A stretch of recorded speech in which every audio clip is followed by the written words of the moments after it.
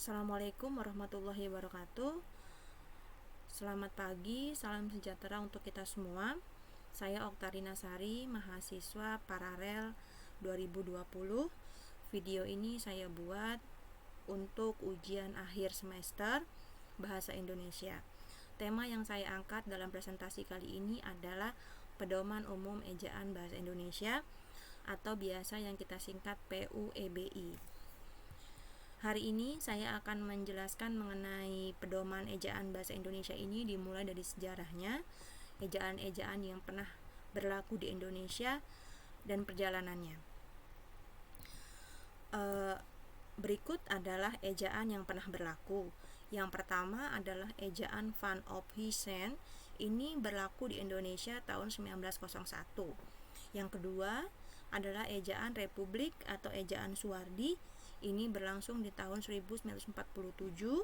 Dan yang ketiga adalah ejaan yang biasa dulunya kita pakai saat kita masih sekolah, ejaan bahasa Indonesia yang disempurnakan atau EYD. Ini berlangsung tahun 1972. Kita akan bahas satu-satu ya teman-teman ya. Yang pertama adalah ejaan Van Ophuijsen. Ejaan ini berlaku di setelah zaman Belanda ya, setelah Indonesia merdeka. Jadi sudah barang tentu banyak sekali bahasa-bahasa serapan yang kita pakai dalam berbahasa Indonesia. Contohnya seperti kata-kata yang J itu dibacanya Y, atau TJ itu dibacanya C gitu ya, atau O dan E itu dibacanya U. Ejaan ini terdapat di dalam kitab logat Melayu.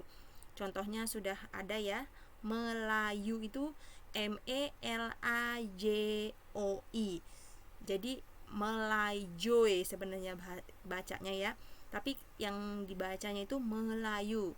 Kalau yang disayang itu Jang disajang gitu ya teman-teman ya. Jika DJ itu dibacanya J.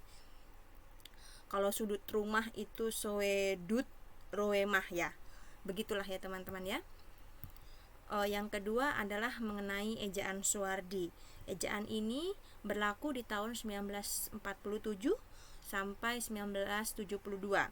Nama Suwandi diambil dari Menteri Pendidikan dan Kebudayaan di era zamannya Pak Soekarno, di Presiden pertama Indonesia, di mana yang di ejaan di awal yang masih ada pengaruh-pengaruh Belanda itu sudah tidak ada, di mana U tetap U, rakyat tidak pakai tanda petik di atas, tapi masih jika ada pengulangan kata seperti makan-makan bisa digunakan dengan makan dengan dua gitu ya. Berikutnya adalah ejaan yang disempurnakan. Ini berlaku di zaman Pak Presiden Soeharto. Ejaan ini diresmikan oleh Presiden Soeharto di pidato kenegaraannya pada tahun 6 Agustus 72. Nama resmi ejaan bahasa Indonesia yang disempurnakan. Ejaan ini lebih dikenal dengan singkatan EYD. EYD diresmikan oleh Presiden Soeharto melalui keputusan Presiden tahun 1957, tahun 1972. Contohnya adalah sebenarnya hampir sama Suwandi, cuman makan-makannya itu tidak boleh disingkat dengan dua gitu. Jadi bolehnya makan-makan, ditulis kembali makannya. Lari-lari ditulis kembali larinya, dimakan tanpa spasi jika di atas dispasi dan di dalam juga dispasi. Doa, maaf, dakwah. Jadi kita mulai dari awal. Jika DJ di ejaan pertama kali saat dipengaruhi oleh Belanda itu kemudian berubah menjadi J. Jika J itu menjadi Y, jika NJ itu menjadi NY, CH menjadi KH, SJ menjadi SY, jika OE U menjadi U. Ini seperti yang saya jelaskan di awal tadi ya teman-teman ya. Karena perubahan huruf-huruf dari ejaan Ophuijsen, Republik, dan zaman EYD. Jadi kita sudah bisa membedakan kalau kita melihat nih nama-nama orang tua zaman dulu atau nama-nama tempat begitu ya, dituliskan dengan hurufnya seperti huruf ejaan Ophusen, kita udah bisa baca nih. Kalau seandainya TJ itu sebacanya C, seperti nama mantan gubernur DKI Basuki Cahayapurnama. Itu kan tulisannya Basuki TJ Cahayapurnama ya teman-teman ya. Ini adalah pemakaian huruf ya. Pemakaian huruf itu di PUBI ada huruf abjad, huruf vokal, huruf konsonan, huruf diftong. Ada huruf gabungan konsonan, ada huruf kapital, ada huruf miring, dan huruf tebal. Kita bahas satu-satu mengenai huruf-huruf ini.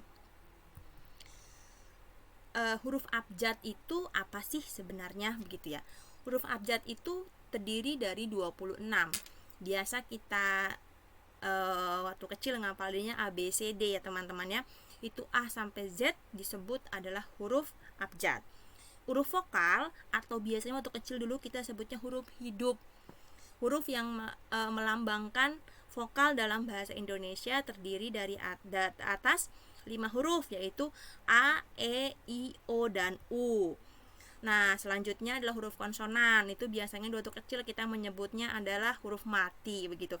Huruf konsonan ini terdiri dari 21 huruf, yaitu selain dari huruf A, E, I, O, dan U. Berikutnya kita membahas mengenai huruf diftong. Di dalam bahasa Indonesia terdapat 3 diftong, yaitu ai, au, ei, dan oi. Berikutnya gabungan huruf konsonan ya. Hanya ada 4 huruf gabungan konsonan dalam bahasa Indonesia, itu KH, eng, NY, dan SY. Huruf kapital. Huruf kapital ini kita biasa menyebutnya adalah huruf besar begitu ya. Misalnya apa maksudnya? Ini biasanya ditulis pada awal kalimat. Dia membaca buku. Huruf kapital itu hanya dipakai sebagai huruf pertama, seperti nama orang, nama jalan, termasuk julukan. Nah, catatan ya, huruf kapital tidak dipakai sebagai huruf pertama nama orang yang merupakan nama jenis atau nama satuan ukuran. Misalnya, ikan mujair, mesin diesel, 5 ampere atau 10 volt. Catatan lagi, huruf kapital tidak dipakai untuk menulis huruf pertama kata yang bermakna anak dari seperti bin, binti, dan fan. Misalnya, Abdul Rahman itu A-nya besar, R-nya besar, tapi bin-nya tidak, dan Jaininya Z-nya besar. Jika Ibrahim, I-nya besar, B-nya kecil, bin-nya ya, A-nya besar teman-teman, binti Adam. Siti Fatimah binti Salim. Jadi apa yang besar? S-nya, F-nya, dan S-nya. Bintinya tidak. Selanjutnya Charles Adrian van Ophusen. Itu sudah tentu kita bisa membedakannya dengan C-nya besar, A-nya besar, dan O-nya besar, tapi van-nya tidak. Huruf kapital, masih huruf kapital teman-teman ya. Huruf kapital dipakai pada awal kalimat dalam petikan. Contohnya seperti apa sih? Gini. Misalnya, adik bertanya kapan kita pulang. Jadi tanda petiknya itu adalah kapan kita pulang. Atau selanjutnya besok pagi kata dia, mereka akan berangkat. Jadi saat kita menuliskan dialog begitu ya teman-teman ya. Huruf kapital dipakai sebagai huruf pertama di setiap kata nama agama, kitab suci, dan Tuhan, termasuk sebutan dan kata ganti untuk Tuhan. Misalnya Islam, kitabnya apa sih? Al-Quran. Kalau Kristen, Alkitab. Hindu, Weda. Jadi Allah yang maha pengasih. Jadi A-nya besar, Y-nya besar, M-nya besar, P-nya juga besar. Tuhan yang menunjukkan jalan kepada hambanya. Kenapa kok Nya-nya besar? Karena Nya-nya itu menunjukkan kepada Tuhan. Huruf kapital dipakai sebagai huruf pertama untuk nama gelar kehormatan. Contohnya adalah Sultan Hasanuddin Mahaputra Yamin. Jadi S-nya Sultan Hasanuddin itu besar. Mahaputra Yamin, M-nya juga besar. Jika Haji Agus Salim itu H-nya besar, A-nya besar, S-nya besar. Imam Hambali, I-nya besar, H-nya juga besar. Nabi Ibrahim, A-nya juga besar, I-nya juga besar. Dan selanjutnya adalah Raden Ajeng Kartini, itu R-nya besar, A-nya besar, dan K-nya juga besar. Kalau Dr. Muhammad Hatta, D-nya besar, M-nya besar, H-nya juga besar. Dan Irwansah Magister Humaniora. Jadi I-nya besar, Irwansah, Magister Humaniora. Huruf kapital dipakai sebagai huruf pertama untuk nama gelar, kehormatan, keturunan, atau keagamaan yang dipakai sebagai sapaan. Misalnya, semoga berbahagia Sultan, hendak kemana Daeng, kapan datang Raden, boleh kami mendengar saran Kiai, atau kami mohon nasihat Buya. Jadi panggilan-panggilan tersebut biasanya memakai huruf kapital dengan huruf depannya kita tulisan huruf besar ya teman-teman ya. Terima kasih semuanya teman-teman. Sedikit saja yang bisa saya sampaikan kali ini. Semoga bermanfaat. Semoga bisa menjadi kita mampu menerapkan pedoman umum ejaan bahasa Indonesia ini dengan baik dan bisa mengajarkan kepada adik-adik kita, teman-teman kita berbahasa Indonesia yang baik, karena sebagai anak bangsa kita harus paham bahasa Indonesia sebagai bentuk cinta kepada tanah air. Sampai jumpa teman-teman. Assalamualaikum warahmatullahi wabarakatuh.